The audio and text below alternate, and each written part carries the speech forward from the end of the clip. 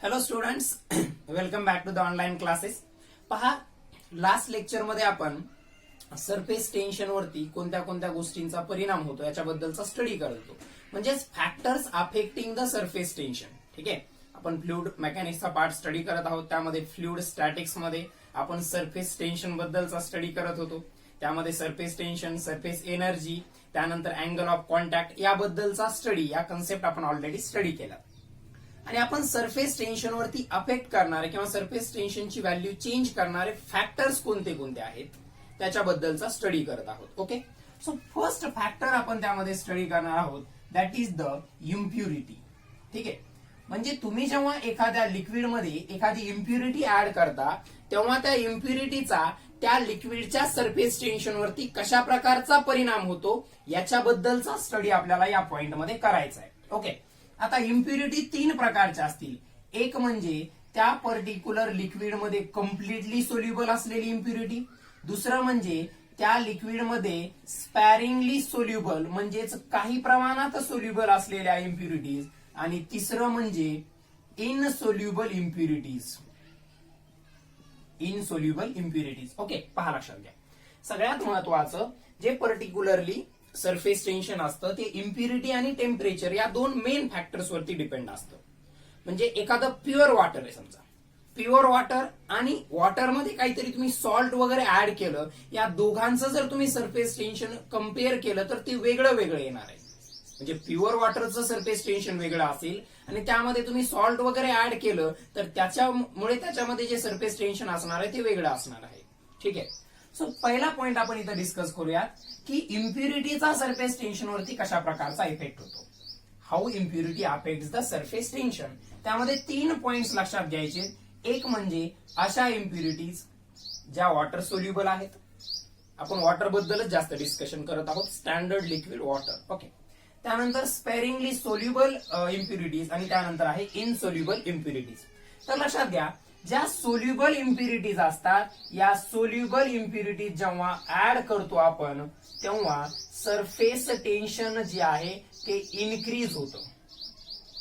Increase in surface tension. पहा, पहिल्यांदा soluble impurities बद्दलचं study करतोय आपण. सो जेव्हा आपण सोल्युबल इम्प्युरिटीज वॉटरमध्ये ऍड करतो, वॉटरचं सरफेस टेन्शन जे आहे ते सरफेस टेन्शन इन्क्रीज होत असतं.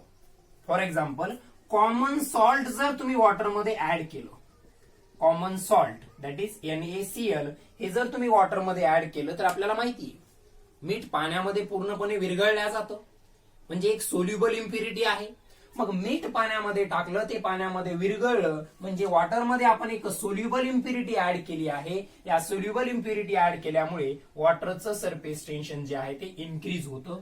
First point. Okay, second one is for the sparingly soluble impurities. Second is the sparingly soluble impurities. आता या sparingly soluble impurities चा काय परिणाम होतो ते पाहूया. स्पॅरिंगली सोल्युबल इम्प्युरिटीज म्हणजे काय? थोड्याफार प्रमाणामध्ये हे असे इम्प्युरिटीज आहेत जे वॉटरमध्ये काय आहेत, सोल्युबल आहेत. याच्यामध्ये सगळ्यात बेस्ट एक्झाम्पल आपण जे घेऊयात ते पहा.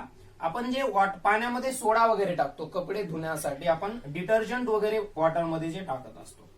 ठीक आहे, हे डिटर्जंट हे स्पेरिंगली सोल्युबल इम्प्युरिटीचं एक्झाम्पल आहे.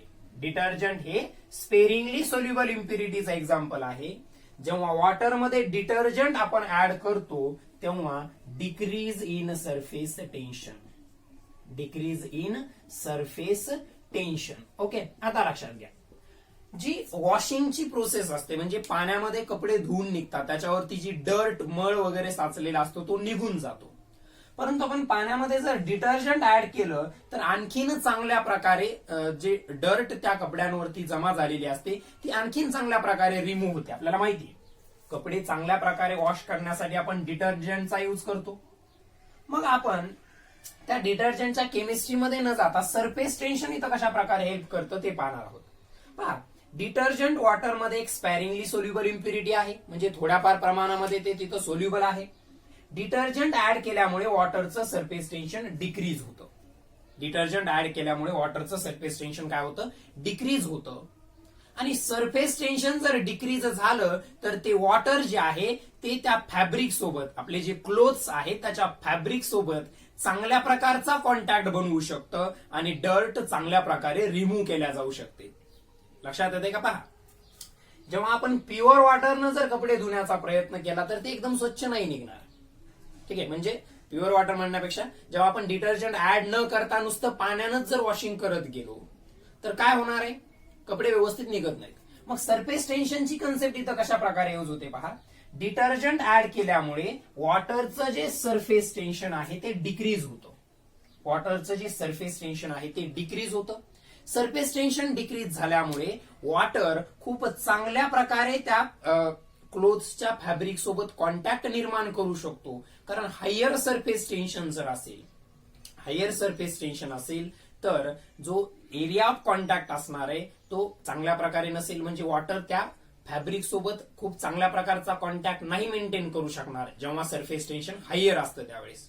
ओके, सरफेस टेन्शन जेव्हा हायर असतं तेव्हा वॉटर काय करू शकणार नाही, व्यवस्थित कॉन्टॅक्ट त्या फॅब्रिक सोबत निर्माण करू शकणार नाही. ठीक आहे, लक्षात घ्या. पहा, समजा असा हा फॅब्रिक आहे कपड्याचा आणि सरफेस टेन्शन जास्त म्हणजे हा लेअर अशा प्रकारे काय झालेला आहे, स्ट्रेच झालेला असतो. पहा व्यवस्थित, हा समजा फॅब्रिक आहे अशा प्रकारचा. ठीक आहे, त्या पर्टिक्युलर क्लोथचा, आणि ही जी वरती मी स्ट्रेट लाईन ड्रॉ केली तो वॉटरचा सरफेस आहे त्याच्यावरती जमा झालेला. समजा सरफेस टेन्शन हाय असल्यामुळे तो एका स्ट्रेच्ड मेम्ब्रेन सारखा आहे, म्हणजे त्याचा असा व्यवस्थित कॉन्टॅक्ट झालाय का त्या फॅब्रिक सोबत, त्या मटेरियल सोबत? नाही. मात्र डिटर्जंट ऍड केल्यावरती वॉटरचं जे सरफेस टेन्शन आहे ते डिक्रीज होतं. वॉटरचं जे सरफेस टेन्शन आहे ते डिक्रीज होतं आणि वॉटर हे अशा प्रकारे या फॅब्रिकच्या, वॉटर काय करू शकतं, या फॅब्रिक सोबत चांगल्या प्रकारे कॉन्टॅक्ट मेंटेन करू शकतं. कारण जो स्ट्रेच मेम्ब्रेन सारखा पार्ट होता, जो लेअर स्ट्रेच मेम्ब्रेन सारखा होता तो थोडा स्लॅक झालाय, कारण डिटर्जंट ऍड केल्यामुळे सरफेस टेन्शन डिक्रीज झालेलं आहे. ओके, सो व्यवस्थित प्रकारे त्या क्लोथच्या फॅब्रिक सोबत कॉन्टॅक्ट निर्माण करायचा असेल तर सरफेस टेन्शन कमी असावं लागतं आणि तेच सरफेस टेन्शन कमी करण्याचं काम डिटर्जंट म्हणजेच स्पॅरिंगली सोल्युबल इम्प्युरिटीज त्या ठिकाणी करत असतात. हा पॉइंट इथं नोट डाऊन करा. पहिला, सोल्युबल इम्प्युरिटीज ऍड केल्या तर काय होतं? सोल्युबल इम्प्युरिटीज आपण जेव्हा ऍड करतो तेव्हा सरफेस टेन्शन इन्क्रीज होत असतं. सरफेस टेन्शन इन्क्रीज होतं आणि स्पॅरिंगली सोल्युबल इम्प्युरिटीज आपण जेव्हा ऍड करतो तेव्हा सरफेस टेन्शन जे आहे ते डिक्रीज होत असतं. हा पॉइंट इथं व्यवस्थित लक्षात घ्या.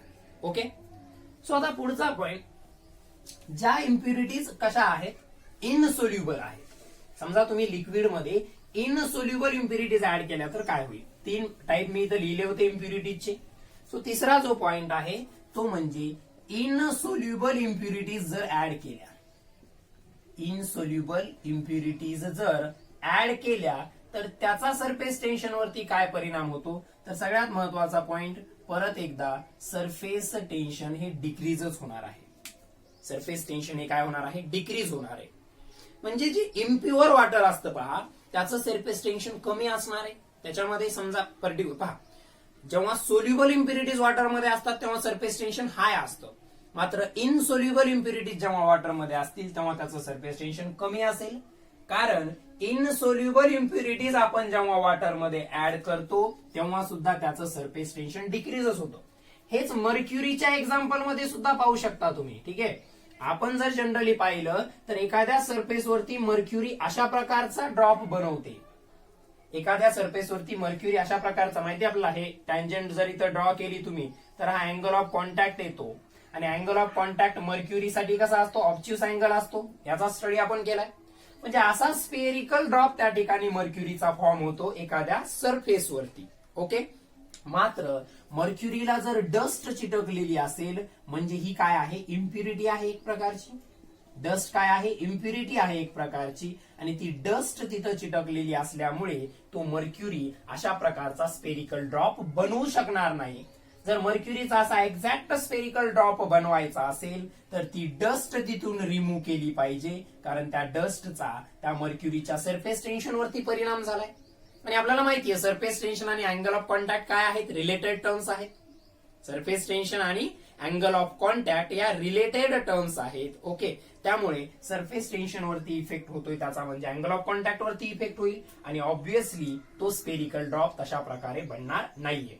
सो हा झाला इनसोल्युबल इम्प्युरिटीजचा परिणाम.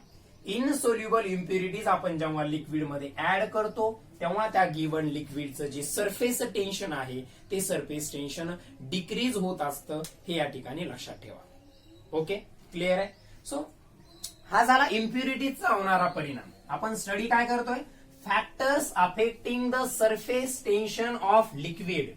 आपण स्टडी काय करतोय, factors affecting the surface tension of liquid. त्यामध्ये इम्प्युरिटीजचा पॉइंट झाला.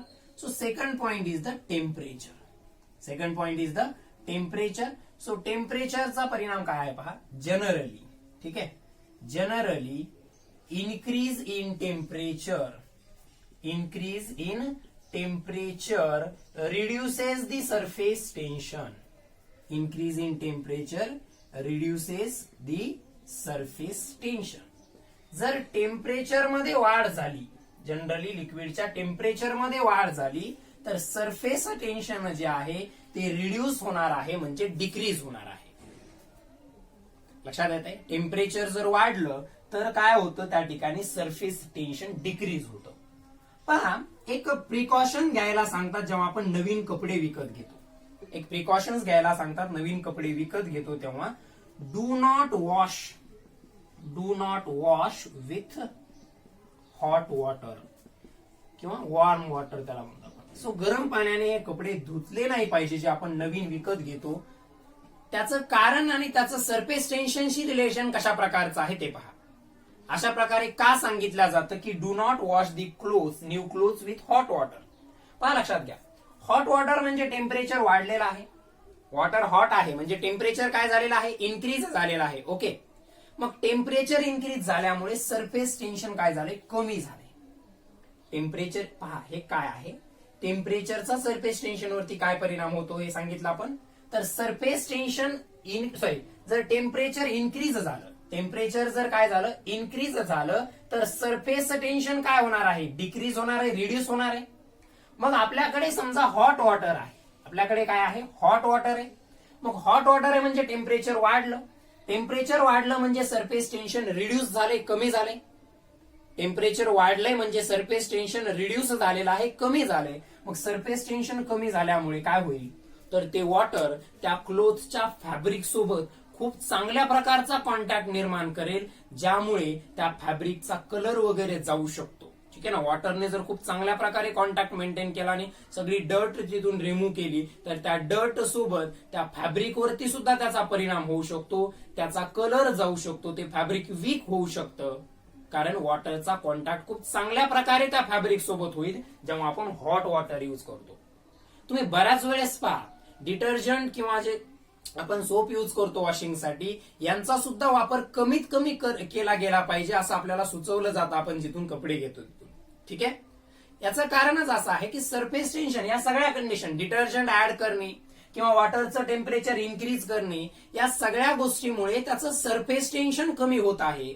सरफेस टेन्शन कमी झाल्यामुळे तो मायक्रो लेवलला त्या क्लोथचे जे फॅब्रिक आहे त्याच्यासोबत खूप चांगल्या प्रकारचा कॉन्टॅक्ट बनवतोय आणि त्याच्यामुळे डर्ट तर रिमूव्ह होईलच, तिथला मळ तर निघून जाईल, डर्ट रिमूव्ह होईल, मात्र त्यासोबतच फॅब्रिक वीक होऊ शकतं, त्याचा कलर जाऊ शकतो, अशा प्रकारच्या गोष्टी सुद्धा होऊ शकतात. म्हणून डिटर्जंट कमीत कमी प्रमाणात आणि जनरली गरम पाण्याने कपडे नवीन घेतल्यानंतर ते धुतले नाही पाहिजे, हे त्यासाठीच सांगितलं जातं. Okay, so this is how different factors affect the surface tension. पूर्णपणे थेरॉटिकल पार्ट होता, अंडरस्टँड करण्यासाठी इझी सुद्धा होता, त्यामुळे त्याला थोडा आपण फास्ट घेतलेला आहे. पहा, सरफेस टेन्शन वरती इम्प्युरिटीज आणि टेम्परेचर यांचा कशा प्रकारे इफेक्ट होतो या पॉइंटचा आपण आता डिटेलमध्ये स्टडी केलेला आहे. ओके, सो नेक्स्ट पॉइंट आता आपण स्टार्ट करूया. थोडा कन्सेप्ट बेस्ड आहे नेक्स्ट पॉइंट आता. So next point is the excess pressure, excess म्हणजे जास्त, excess pressure at the surface of at the free surface of liquid, at free surface of liquid.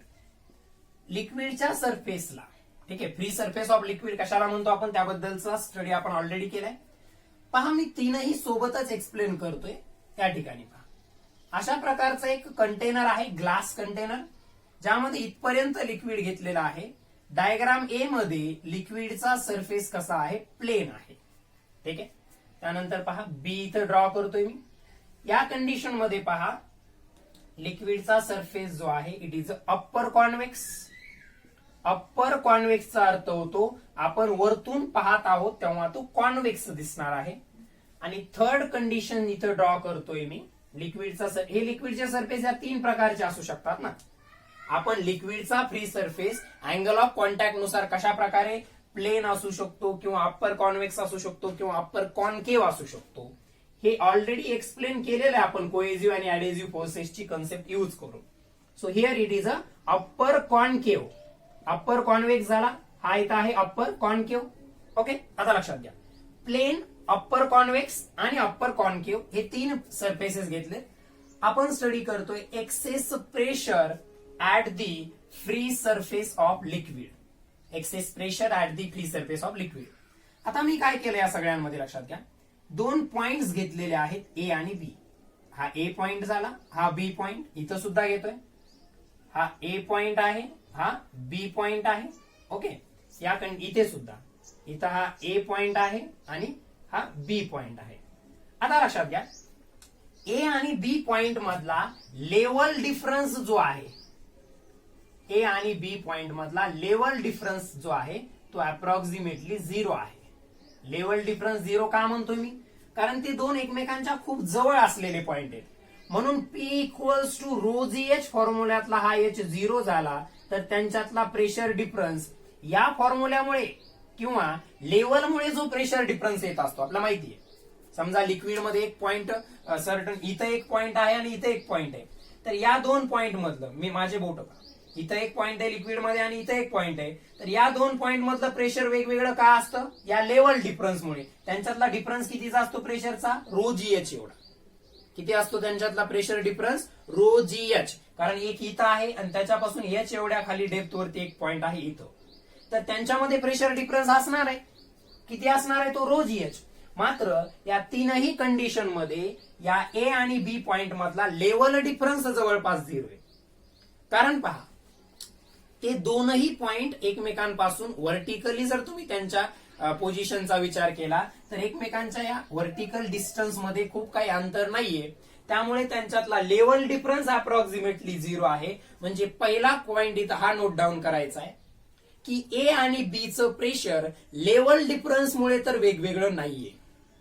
ए आणि बी चं प्रेशर लेवल डिफरन्समुळे वेगळं नाहीये. मग कोणत्या कारणामुळे ते वेगळं आहे किंवा वेगळं नाहीच आहे याच्याबद्दलचं डिस्कशन आपल्याला या ठिकाणी करायचंय. ओके, पहा सरफेस टेन्शनचा आपण पॉइंट जेव्हा स्टडी केला होता त्यामध्ये सरफेस टेन्शनची डेफिनेशन आठवा एकदा. What is surface tension. आता थोडं स्लोली जाऊयात, याला एक्सप्लेन करायचं. What is a surface tension, the force acting per unit length, परंतु कसा, tangentially to the free liquid surface. Free liquid सरफेसला टँजेन्शियल डायरेक्शन मध्ये फोर्स पर युनिट लेंथ ही जी क्वांटिटी आपल्याला मिळते त्याला आपण सरफेस टेन्शन असं म्हणतो. त्याला आपण सरफेस टेन्शन असं म्हणतो. ओके, आता पहा प्लेन सरफेसच्या कंडिशन मध्ये सरफेस टेन्शन ए ला नाही ऍक्ट होणार आहे, बी ला ऍक्ट होणार आहे. कारण बी लिक्विड सरफेस त्या लिक्विडचा पार्ट आहे, ए ऍटमॉस्फिअरचा पार्ट आहे, ए लिक्विडच्या बाहेर आहे. मग या बी पॉइंट वरती इथं प्रेशर असा ऍक्ट होईल, लक्षात घ्या. सरफेस टेन्शन असा ऍक्ट होईल इकडे आणि इकडे. सो लिक्विडचा सरफेस कसा आहे, प्लेन. मग लिक्विडचा सरफेस प्लेन असल्यामुळे सरफेस टेन्शनला आपण टी न डिनोट करतो.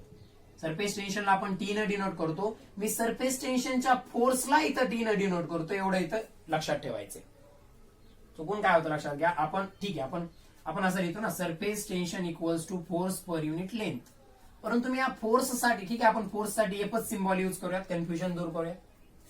सो हा जो फोर्स असणार आहे ड्यू टू सरफेस टेन्शन त्याला मी एफ टी न डिनोट केलं. ठीक आहे, एफ टी न डिनोट केलं. सो इकडे लक्षात घ्या, इकडे प्रेशर कोणतं ऍक्ट होत आहे, पी नॉट म्हणजे ऍटमॉस्फेरिक प्रेशर. ए पॉइंटला प्रेशर कोणते पी नॉट म्हणजे ऍटमॉस्फेरिक प्रेशर. ते प्रेशर बी पॉइंटला सुद्धा ऍक्ट होत असतं. आपण पहा हे लक्षात घ्या, आपण अशा प्रकारचा स्टडी केला होता ना. समजा तुम्हाला इथे एक पॉइंट हे लिक्विड आहे आणि या पॉइंटचं प्रेशर कॅल्क्युलेट करायचं, ही हाईट एच आहे. तर वरतून ऍक्ट होणारं पी नॉट आणि या लिक्विड कॉलममुळे ऍक्ट होणारं रो जी एच म्हणजे P equals to P naught plus rho G H आपण असं कॅल्क्युलेट करत होतो. म्हणजे ऍटमॉस्फेरिक प्रेशर काय फक्त याच पॉइंटला नाही, ते इकडे सुद्धा ट्रान्समिट होणार आहे. ओके पहा, इथं लिक्विड मध्ये एक पॉइंट होता, त्या पॉइंटचं टोटल प्रेशर आपण कसं कॅल्क्युलेट केलं होतं. हे रो जी एच या लिक्विड कॉलममुळे ऍक्ट झालेलं प्रेशर आणि पी नॉट म्हणजे ऍटमॉस्फेरिक प्रेशर. म्हणजे ऍटमॉस्फेरिक प्रेशर फक्त ऍटमॉस्फिअर मध्ये असलेल्या पॉइंटलाच ऍक्ट होणार आहे असं काही नाहीये. तर लिक्विड मध्ये असलेल्या पॉइंटच्या टोटल प्रेशर मध्ये सुद्धा आपल्याला ते ऍटमॉस्फेरिक प्रेशर कन्सिडर करावं लागतं, ऍड करावं लागतं. म्हणजे बी पॉइंटला सुद्धा ते ऍटमॉस्फेरिक प्रेशर ऍक्ट होणार आहे. मग प्लेन लिक्विड सरफेस लक्षात घ्या, या बी पॉइंटला सरफेस टेन्शनचा फोर्स इकडे पण ऍक्ट होतोय आणि इकडे पण ऍक्ट होतोय. So equal in magnitude opposite in direction get cancel. म्हणजे डायग्राम नंबर ए मध्ये सरफेस टेन्शनचा याच्या प्रेशरवरती कोणताच परिणाम झालेला दिसून येत नाही. सरफेस टेन्शनचा बी पॉइंटच्या प्रेशरवरती कोणताच परिणाम झालेला दिसून येत नाही, कारण हे सरफेस टेन्शन अशा प्रकारे ऍक्ट झालं J equal in magnitude opposite in direction आहे त्यानं कॅन्सल करून टाकलं. म्हणजे बी ला प्रेशर कोणतं फक्त ऍटमॉस्फिअर, कारण लिक्विड कॉलमचं तर घ्यायची गरज नाही, कारण बीच्या वरती लिक्विड कॉलम काय निग्लिजिबल आहे. मग बीच्या वरती लिक्विड कॉलम निग्लिजिबल आहे. ऍटमॉस्फेरिक प्रेशर तिथं कन्सिडर करावं लागेल. सरफेस टेन्शन फोर्स तिथं कॅन्सल आउट होऊन गेलं.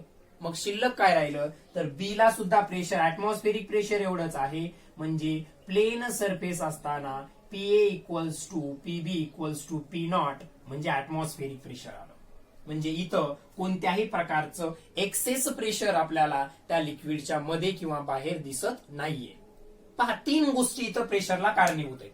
एक लिक्विड कॉलममुळे तयार होणारं प्रेशर, एक ऍटमॉस्फेरिक प्रेशर आणि दुसरं सरफेस टेन्शनचे कंपोनंट्स जर प्रेशरमध्ये ऍड किंवा सबस्ट्रॅक्ट होत असतील तर त्यामुळे ऍक्ट होणारं प्रेशर. सो 1 बाय 1 आपण डिस्कशन करतोय. ए ला ऍटमॉस्फेरिक प्रेशर पी नॉटच असणार आहे, बी ला सुद्धा ऍटमॉस्फेरिक प्रेशर पी नॉट असणार आहे. मग बी ला एक्स्ट्रा काय असू शकत होतं लिक्विड कॉलममुळे, परंतु आपण ऑलरेडी काय घेतलंय लेवल डिफरन्स 0 आहे, म्हणजे त्याचा विचार करण्याची गरज नाही. सरफेस टेन्शनमुळे त्या बीच्या प्रेशरवरती काही परिणाम होतो का ते आपण पाहिलं. मात्र बी पॉइंटला equal in magnitude opposite in direction अशा प्रकारे ते सरफेस टेन्शन ऍक्ट झाल्यामुळे ते प्रेशर मध्ये ना ऍड झाले ना तिथून ते सबस्ट्रॅक्ट झालेले. म्हणजे सरफेस टेन्शनचा इथं प्रेशरवर परिणाम झाला नाही. म्हणजे फायनली बी ला सुद्धा प्रेशर फक्त कोणतं आहे तर ते ऍटमॉस्फेरिक प्रेशर आहे. सो प्लेन सरफेस असताना अशा प्रकारे तिथं कोणत्याही प्रकारचं एक्सेस प्रेशर नसेल. ठीक आहे, या 2 कंडिशन एक्सप्लेन केल्यानंतर आणखीन चांगल्या प्रकारे ते तुम्हाला क्लिअर होईल. आता इथं लक्षात घ्या, इथं सरफेस टेन्शनचा फोर्स कसा ऍक्ट होईल टँजंट टू दिस सरफेस इकडे असा एफ टी. इकडे सुद्धा सरफेस टेन्शनचा फोर्स इकडे tangent to the surface F T. आता पहा, बी पॉइंट साठी या दोघांचा जो व्हर्टिकल कंपोनंट आहे या एफ टीचा आणि या एफ टीचा, बी पॉइंट साठीचा जो व्हर्टिकल कंपोनंट आहे तो अशा प्रकारे येईल आणि त्याच्यामुळे जो प्रेशर असणार आहे त्याला आपण पीटी न डिनोट करूयात. कशानं डिनोट करूयात पीटी न. आता पाहिलं लक्षात घ्या, इकडनं ऍक्ट होणारं पी नॉट तर त्या ठिकाणी आहेच, इकडनं ऍक्ट होणारं पी नॉट तर त्या ठिकाणी आहेच. याचा अर्थ इथं बी पॉइंटला जे टोटल प्रेशर असेल ते पी झिरो म्हणजे पी नॉट प्लस पीटीचा तो कंपोनंट पीटी काय आहे ते पहिल्यांदा पहा, व्यवस्थित पहा. जेव्हा लिक्विडचा फ्री सरफेस अशा प्रकारचा अप्पर कॉन्व्हेक्स असतो, लिक्विडचा फ्री सरफेस जेव्हा अशा प्रकारचा अप्पर कॉन्व्हेक्स असतो म्हणजे वरतून पाहिल्यानंतर कॉन्व्हेक्स, तेव्हा सरफेस टेन्शनचे फोर्स असे ऍक्ट होतील.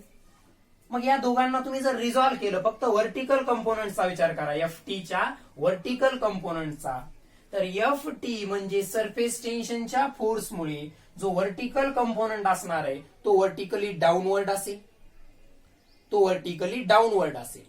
आणि त्या व्हर्टिकली डाऊनवर्ड कंपोनंटमुळे एफ टीचा जो व्हर्टिकली डाऊनवर्ड कंपोनंट येणार आहे त्याच्यामुळे जे प्रेशर एक्सेस होईल किंवा वाढेल बी पॉइंटचं ते समजा पीटी एवढं आहे.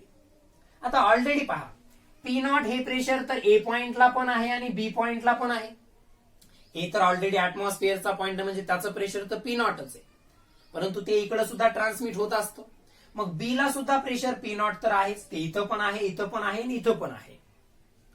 परंतु या सेकंड कंडिशन मध्ये त्या पी नॉट सोबतच या सरफेस टेन्शनमुळे जे प्रेशर त्या ठिकाणी आलेलं आहे ते ऍड झाले. म्हणजे पहा, पी नॉट सुद्धा व्हर्टिकली डाऊनवर्ड आणि पीटी सुद्धा व्हर्टिकली डाऊनवर्ड. ऍक्च्युअली फोर्सची डायरेक्शन असते, त्यावरून आपण प्रेशरची डिटरमाइन करतो.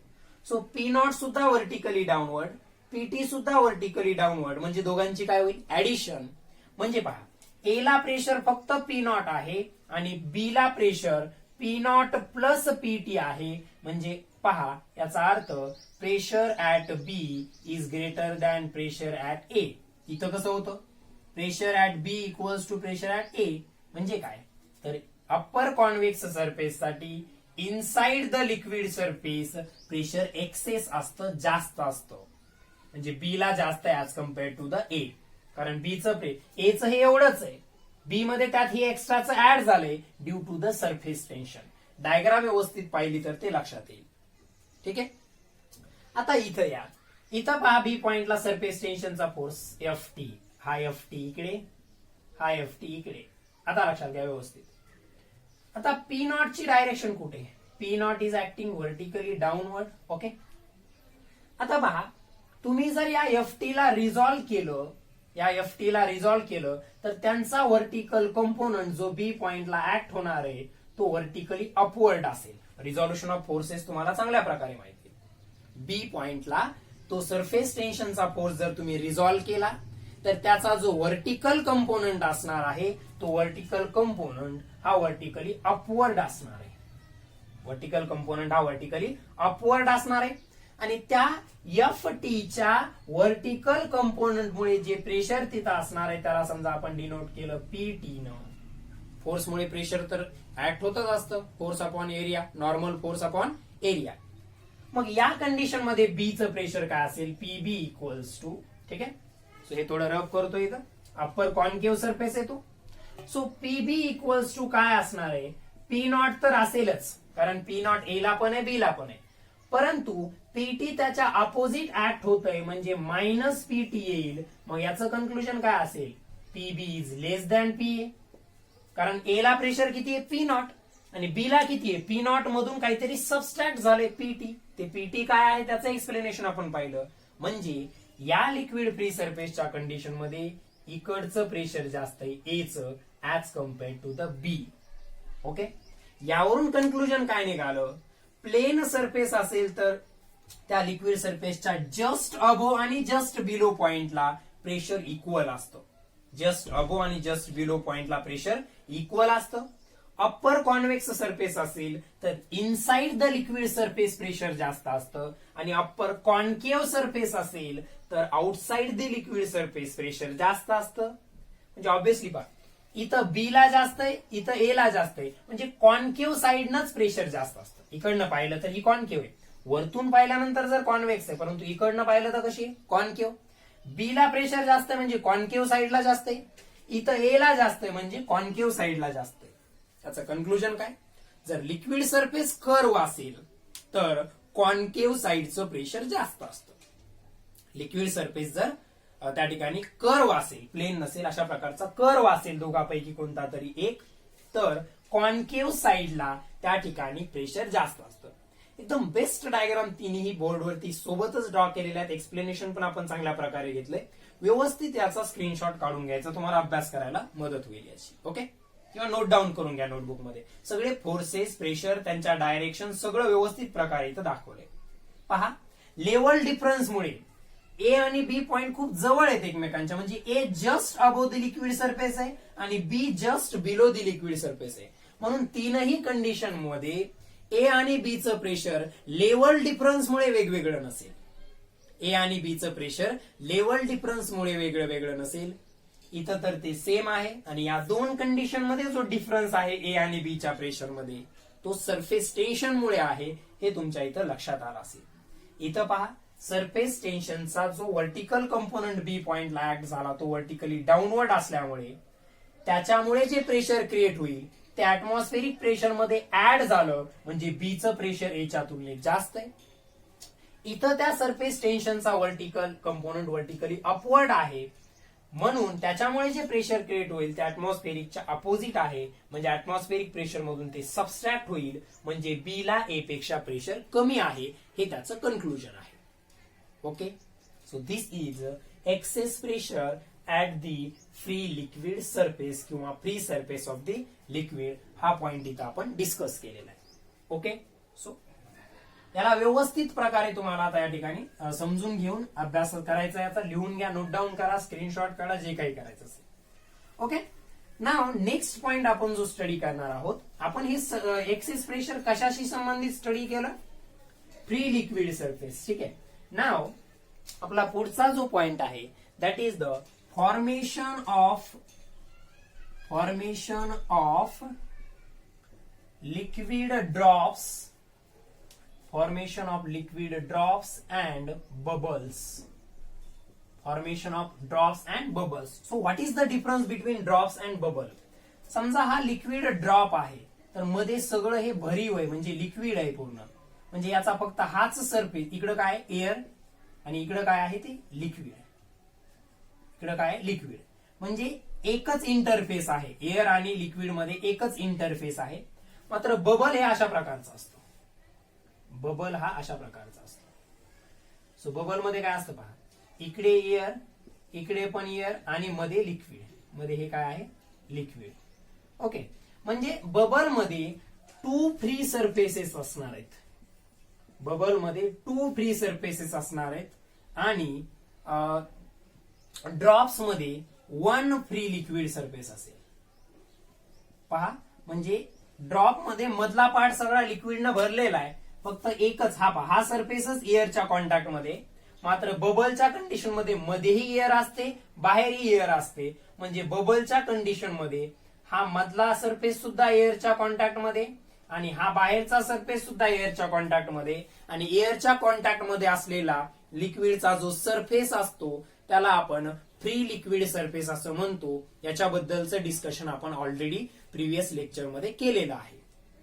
सो डिफरन्स लक्षात आलाय. This is a liquid drop, this is a liquid drop and this is the liquid bubble. तुम्ही सोप बबल वगैरे फॉर्म केले असतील लहानपणी कधी, ठीक आहे, त्याबद्दलही डिस्कस केलं होतं आपण. सो पहा, एक गोष्ट लक्षात ठेवा, ड्रॉप म्हणजे एक फ्री लिक्विड सरफेस असणार आहे, आणि बबल मध्ये म्हणजे असा मधला आणि बाहेरचा असे 2 फ्री लिक्विड सरफेसेस त्या ठिकाणी असणार आहेत. ठीक आहे, सो आपल्याला स्टडी करायचंय formation of liquid drops and bubbles. Okay, so त्यामध्ये आपल्याला त्यांचं फॉर्मेशन कसं होतं हे ऑलरेडी आपण अँगल ऑफ कॉन्टॅक्टच्या कन्सेप्ट मध्ये तर पाहिलंच होतं, अँगल ऑफ कॉन्टॅक्टच्या कन्सेप्ट मध्ये पाहिलंच होतं. आपल्याला इथं थोडं प्रेशरशी संबंधित डिस्कशन करायचंय, आणि प्रेशर आणि सरफेस टेन्शन, एक्सेस प्रेशर आणि सरफेस टेन्शन या दोघांचा तिथं कशा प्रकारचं रिलेशन इस्टॅब्लिश होतं किंवा कशा प्रकारचा संबंध आहे याच्याबद्दलचं सुद्धा डिस्कशन आपल्याला करायचंय. सो पहा, जेव्हा एखादा अशा प्रकारचा, सो पॉइंट असा आहे आपला, excess pressure inside the liquid drop, excess pressure inside the liquid drop. एखाद्या लिक्विड ड्रॉपच्या मध्ये एक्सेस प्रेशर किती असतं किंवा ते कॅल्क्युलेट कसं करायचं, आणि ते एक्सेस प्रेशर सरफेस टेन्शन वरती कशा प्रकारे डिपेंड असतं याच्याबद्दलचा स्टडी आपल्याला या छोट्याशा डेरिव्हेशन मध्ये करायचा आहे. व्यवस्थित लक्षात घ्या.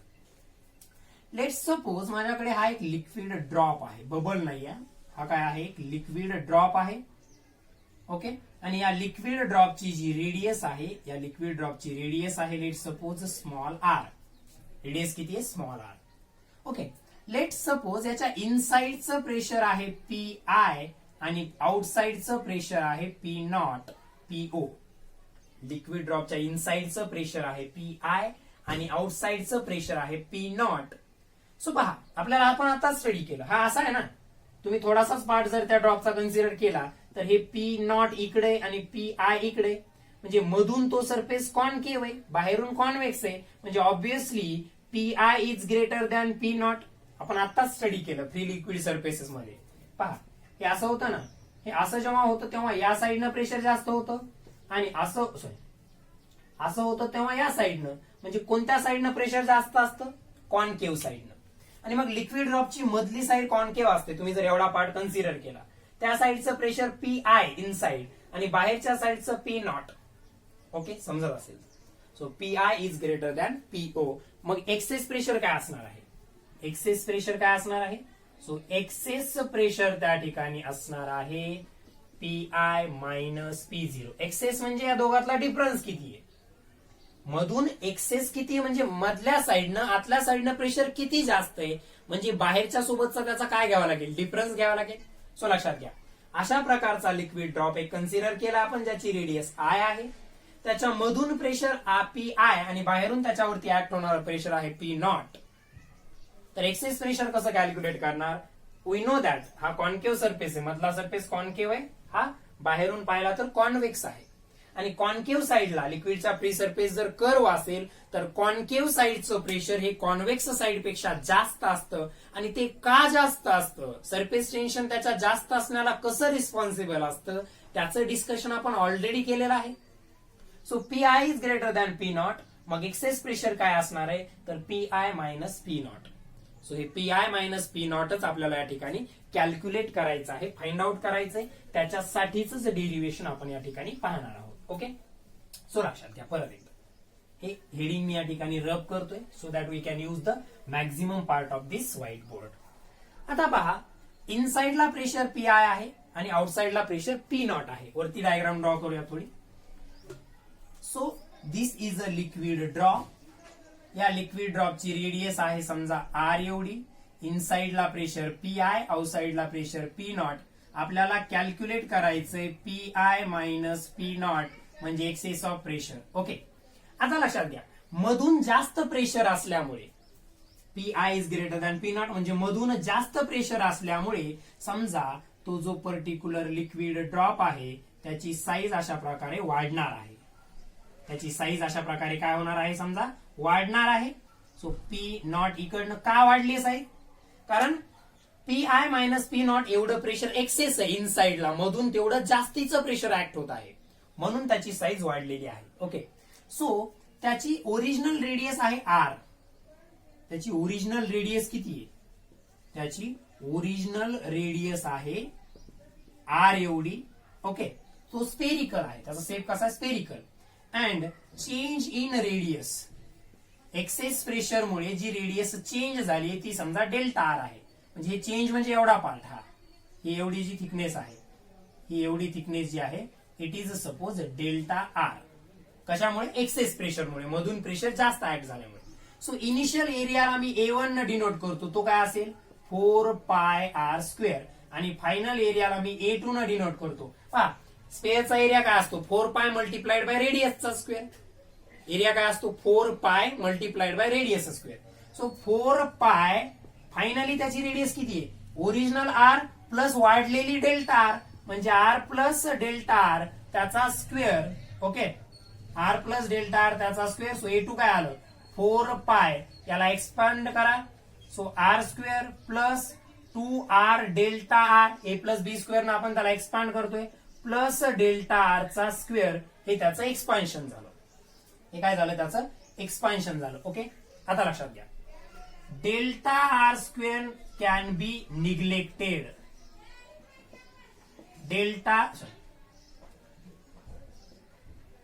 आपण डेल्टा आर स्क्वेअरला काय करू शकतो? निग्लेक्ट करू शकतो. कारण पहा, डेल्टा आर हे खूप लहान आहे, पॉइंट मध्ये येणार आहे आणि त्याचा स्क्वेअर तर आणखीनच लहान येईल, म्हणून आपण त्या डेल्टा आर स्क्वेअरला निग्लेक्ट करू शकतो. हे लक्षात घ्या, आर प्लस डेल्टा आर स्क्वेअरचं आपण एक्सपान्शन केलं, त्यात हा डेल्टा आर स्क्वेअर खूपच स्मॉल असल्यामुळे तो निग्लिजिबल आहे, त्याला आपण निग्लेक्ट करू शकतो. मग फायनली A2 काय आला पहा. So A2 is equals to 4 pi in bracket R square plus 2r delta R. R square plus 2r delta R. So delta A किंवा आपण त्याला DA म्हणूयात. चेंज ऑफ एरिया किती झाला? एक्सेस प्रेशरमुळे चेंज ऑफ एरिया आहे A2 minus A1. So A2 किती आहे? A2 किती आहे? 4 पाय आर स्क्वेअर. यानं परत मध्ये मल्टिप्लाय केलं ते येईल 4 पाय 4 टू चा. पहा, हा ब्रॅकेट आहे A2 म्हणजे इथं सॉल्व्ह करूयात वाटलंच तर. हा 4 पाय आर स्क्वेअर प्लस या 4 पायने याला मल्टिप्लाय केलं तर 4 2 जा 8, हा पाय आर आणि delta R. Okay, so A2 काय आलं आपलं पहा. A1 4 pi R square, A2 ला आपण एक्सपांड करत इथपर्यंत पोहोचलो. 4 pi R square plus 8 pi R delta R. आता चेंज इन एरिया, एक्सेस प्रेशरमुळे एरियातला change DA equals to A2 minus A1. So A2 काय 4 pi R square plus 8 pi R delta R minus A1. A1 ची value किती आहे 4 pi R square. So हा 4 pi R square आणि 4 pi R square काय झाला cancel. So शिल्लक काय राहिलं DA is equals to 8 pi R into delta R. So this is a change in area due to excess of pressure. This is a change in area due to excess pressure. Excess pressure मुळे एरियामध्ये एवढा change झालेला आहे. Okay, आता पहा. So एवढ्यानं change झाली size. लक्षात घ्या, लिक्विड ड्रॉपची साईज त्या एक्सेस प्रेशरमुळे एवढ्यानं चेंज झालेली आहे. तर हा चेंज जो असणार आहे, हा चेंज त्या लिक्विड ड्रॉप मध्ये as a excess surface energy store होईल. सरफेस एनर्जी आपण काय कन्सेप्ट माहितीये. So work done is stored as a potential energy. हे कॉमन सेंटेन्स झाल्यात आपल्या 11th स्टँडर्ड पासून. सो पहा, ही जी साईज वाढण्यासाठी जे वर्क झालंय, लिक्विड ड्रॉपची ही जी साईज वाढण्यासाठी म्हणजे एवढा एरिया इन्क्रीज होण्यासाठी जे वर्क झालंय, ते वर्क त्या लिक्विड ड्रॉप मध्ये ऍज अ एक्सेसिव्ह पोटेन्शियल एनर्जी म्हणजे एक्सेसिव्ह सरफेस एनर्जीच्या फॉर्म मध्ये स्टोअर होईल. आणि ती सरफेस एनर्जी आपण डीडब्ल्यू न डिनोट करतो. सो सरफेस एनर्जी डीडब्ल्यू वाढलेली एक्सेसिव्ह, डीडब्ल्यू इक्वल्स टू काय असतं टी इंटू डीए. हे कुठून आला फॉर्म्युला. हा आपण सरफेस एनर्जी आणि सरफेस टेन्शनचं रिलेशनचं एक डेरिव्हेशन पाहिलं होतं, त्यामध्ये स्टडी केला होता. So revise that. So DW equals to म्हणजे excess of surface energy equals to surface tension of given liquid multiplied by change of area due to this excessive pressure. मग हे डीडब्ल्यू इक्वल्स टू काय आलं. So T surface tension into 8 pi R delta R. T into 8 pi R delta R ही आली surface energy, excessive surface energy. Give it equation number 1. Give it equation number 1. काहीच नाही केलं पहा. इनसाइडला प्रेशर जास्त आहे कितीनं P I minus P naught. त्याच आपल्याला कॅल्क्युलेशन करायचंय. ते जास्त असल्यामुळे लिक्विडची साईज डेल्टा आर एवढ्या रेडियसनं वाढली. इनिशियल एरिया कॅल्क्युलेट केला, फायनल एरिया सिंपल जॉमेट्री. दोघाचा डिफरन्स घेतला तर चेंज इन एरिया आलं dA equals to 8 pi R delta R. Surface energy आणि सरफेस टेन्शनचं रिलेशन स्टडी केलं होतं, त्यानुसार डीडब्ल्यू इक्वल्स टू असतं टी डीए आणि डीडब्ल्यू इक्वल्स टू आलं. याला दिलं इक्वेशन नंबर 1. तर हे झालं change in surface energy on the basis of surface tension. याला व्यवस्थित नोट डाऊन करा, मला याला रब करायचं. ओके, सो आता पहा, हे जर आपण जे चेंज इन सरफेस एनर्जी किंवा एक्सेसिव्ह सरफेस एनर्जी कॅल्क्युलेट केली, ही सरफेस टेन्शनच्या फॉर्म मध्ये आहे. कशाच्या फॉर्म मध्ये आहे. सरफेस टेन्शनच्या फॉर्म मध्ये. आता आपण ती फॉर्म त्यासाठीच दुसरं इक्वेशन आपण बनवूयात on the basis of work energy principle. Okay, आता पहा, इथं जे वर्क झालेलं आहे डीडब्ल्यू ते काय असणार आहे force into dA, sorry force into area. पहा, फोर्स इंटू एरिया, सॉरी एक minute, force into displacement. So displacement किती इथं डेल्टा आर एवढं. वर्क डनचा फॉर्म्युला काय असतो force into displacement. So originally इथपर्यंतची साईज होती, एवढ्यानं साईज डिस्प्लेस झालेली आहे म्हणजे वर्क काय येईल F into delta R. F into काय येईल डेल्टा आर. बट फोर्स काय असतो आपल्याकडे फॉर्म्युला आहे pressure equals to force upon area. म्हणजे फोर्स इक्वल्स टू काय pressure into area. Force equals to काय pressure into area. So pressure किती आहे, किती फोर्स, सॉरी पहा, फोर्स आपल्याला तिथं लिहायचा आहे. ऍक्च्युली आपल्याकडे डीडब्ल्यू इक्वल्स टू टीडीए जे आलं, याला सॉल्व्ह करून जे इक्वेशन नंबर 1 आलं ते सुद्धा वर्क डन म्हणजेच एक्सेसिव्ह सरफेस एनर्जीचा आहे. मात्र ते कशाच्या फॉर्म मध्ये, सरफेस टेन्शनच्या फॉर्म मध्ये. आपण दुसरं इक्वेशन कशाच्या फॉर्म मध्ये बनवणार, प्रेशरच्या, आणि दोघांना काय करणार इक्वेट करणार. सो प्रेशरच्या फॉर्म मध्ये बनवण्यासाठीची प्रोसिजर पहा. किती work done F into delta R. एवढ्यानं रेडियस चेंज झाली. एफ काय असणार आहे प्रेशर इंटू एरिया. किती प्रेशरमुळे रेडियस चेंज झाली आहे P I minus P not. या एक्सेस प्रेशरमुळेच ती पर्टिक्युलरली रेडियस चेंज झाली. म्हणजे प्रेशरच्या जागी काय आलं, फोर्सच्या जागी आपला काय ठेवायचं, pressure into area. So pressure P, area किती आहे 4 pi R square into delta R. आता चुकून इथं तुम्ही डेल्टा ए ची व्हॅल्यू घ्यायची नाही किंवा डी ए ची व्हॅल्यू घ्यायची नाही. इथं डी ए ची व्हॅल्यू घ्यायची नाही, कारण हे प्रेशर ऍक्ट किती एरियावरती झालतं, 4 पाय आर स्क्वेअर. एवढं प्रेशर ऍक्ट किती एरियावरती झालतं, 4 पाय आर स्क्वेअर. आणि एरिया नंतर वाढलाय. एवढं एक्सेसिव्ह प्रेशर ऍक्ट एवढ्या एरियावरती झालंय आणि त्यानंतर एरिया वाढलाय. म्हणजे इथं जेव्हा आपण फोर्स हा प्रेशर इंटू एरियानं कॅल्क्युलेट करतोय, त्यावेळेस प्रेशरच्या जागी एक्सेसिव्ह प्रेशर आणि एरियाच्या जागी इनिशियल एरिया घ्यायचा आहे, हे विसरू नका. सो इथं डीडब्ल्यू इक्वल्स टू आलं P I minus P naught 4 pi R square. हा झाला इक्वेशन 2. इक्वेशन 1 काय आलं होतं ते परत एकदा लिहितो, आपल्याला दोघांना कम्पेअर करायचंय. सो आपलं इक्वेशन 1 आलं होतं DW equals to T into DA. T into DA आलं होतं. So DW equals to T into हे डीए काय होतं 8 pi R delta R. So हे होतं इक्वेशन 1. पहा तुम्ही इक्वेशन 1 ला व्यवस्थित पहा. इक्वेशन होतं टी इंटू डीए म्हणजे 8 पाय आर डेल्टा आर. आणि इक्वेशन 2 काय आलं, प्रेशरच्या फॉर्म मध्ये एक्सेसिव्ह सरफेस एनर्जी आली. आणि इक्वेशन 1 म्हणजे सरफेस टेन्शनच्या फॉर्म मध्ये एक्सेसिव्ह पोटेन्शियल एनर्जी म्हणजे सरफेस एनर्जी आली. So equating equation 1 and 2, equating equation 1 and equation 2, equation 1 आणि 2 ला जर इक्वेट केलं तर त्यांच्या राईट हँड साइडला इक्वेट करा. So it will be equals to P I minus P naught 4 pi R square delta R equals to T into 8 pi R delta R. So हा delta R आणि हा delta R cancel झाला, हा पाय आणि पाय cancel झाला. So ठीक आहे, हा आर आणि आर स्क्वेअर मधला एक आर कॅन्सल झाला. So P I minus P naught is equals to, हे पाय लक्षात घ्या, हे काय 8t. इकडे शिल्लक काय राहिले 8t डिवायडेड बाय, इकडे शिल्लक काय राहिले 4r. सो 4 1 जा 4, 4 2 जा 8 म्हणजेच 2t divided by r. So formula काय आला finally 2t divided by r. So liquid ड्रॉपच्या कंडिशन मध्ये जो प्रेशर डिफरन्स असणार आहे, जे excessive pressure inside the liquid drop असणार आहे, ते सरफेस टेन्शन वरती कसं डिपेंड आहे, it is equals to 2 times surface tension divided by radius of that particular liquid drop. तर एक्सेसिव्ह प्रेशर, सरफेस टेन्शन आणि लिक्विड ड्रॉपची रेडियस यांच्यामध्ये हे अशा प्रकारचं रिलेशन आहे. ओके, आता फायनली लगेच बबलचं सांगून देतो पहा. काहीच नाही, सेम आहे इक्वेशन, फक्त एक्सेस एरियाच्या वेळेस त्या डीए ला लिक्विड ड्रॉप पेक्षा डबल करून घ्यायचं. का, कारण तिथं 2 फ्री लिक्विड सरफेस आहे. जमलं तर पहा काय फॉर्म्युला येतो 2t बाय आर मध्ये काय चेंज होतो बबलच्या कंडिशन मध्ये.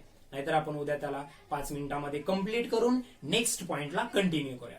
So I hope you understood today's concept. आज जेवढ्या कन्सेप्ट आपण घेतल्या त्या खूप इम्पॉर्टंट होत्या, बऱ्याच इम्पॉर्टंट कन्सेप्टही होत्या, डेरिव्हेशन पण होते, सगळंच आजच्या लेक्चरमध्ये होतं. ठीक आहे, सो आजचं लेक्चर आपण इथंच कन्क्लूड करत आहोत. Study well, have a nice day and thank you. शिल्लक राहिलेला हा फ्लुइड मेकॅनिक्सचा पार्ट आपण येणाऱ्या लेक्चर्समध्ये कंटिन्यू करूयात. थँक्यू.